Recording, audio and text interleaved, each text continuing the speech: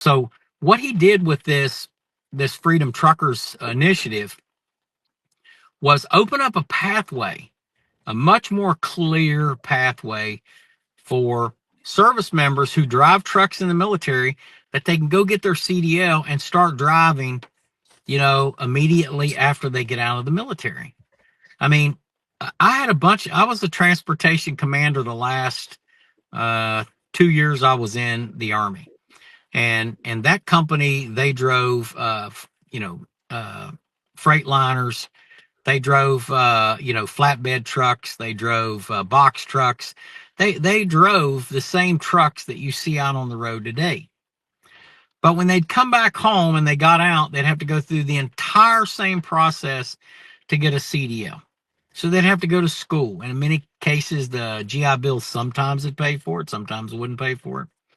And then they'd have to spend a tremendous amount of time, doing the basic stuff that they already knew how to do. It's kind of like, I feel the same way about our military police and about our combat medics. I've seen our combat medics, the real medics that are out there. I've seen them do tracheotomies in the field. I've seen them do battlefield surgery. I'm just telling you. And they save lives. What they need to understand is the basic operations for an EMT, but they should be able to walk right into that job immediately.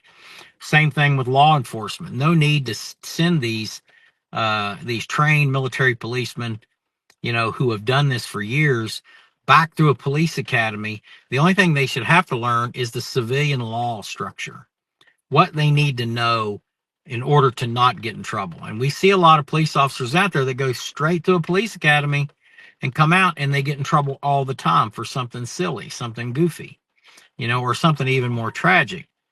So when we're talking to the president, it's a pretty incredible thing to be able to have him mention. Now, when I was talking to his staff, I said, I want you to mention Vietnam veterans of America. And it's very important. It's because this is the generation that came home to the absolute, what I call the worst of the worst receptions. But despite all that, they went to work, they rebuilt their families, they rebuilt their lives, they built their lives in many cases, because most of them were very young when they went over. And they then went in and they said, how do we improve the system so that it's better than what we had? And many of these organizations that you see, especially, when you're talking about some of the other organizations, if you notice, the president didn't mention every veteran organization out there in his speech. It's not because they weren't invited to the table, because everybody got an invitation to the table. But there were those of us that were smart enough that we could look at this from the angle of what's best for our country, what's best for our veterans, and what's best for our families. It wasn't that we came together to help this, create this plan since January.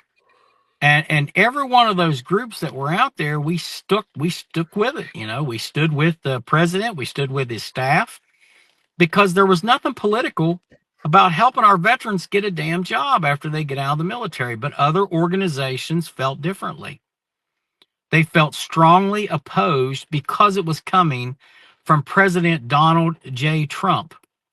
And the unfortunate reality is that we have organizations, veteran service organizations in particular, ones with congressional charters, that have allowed their political ideology to slip into their mental processes and allowed it to create policy.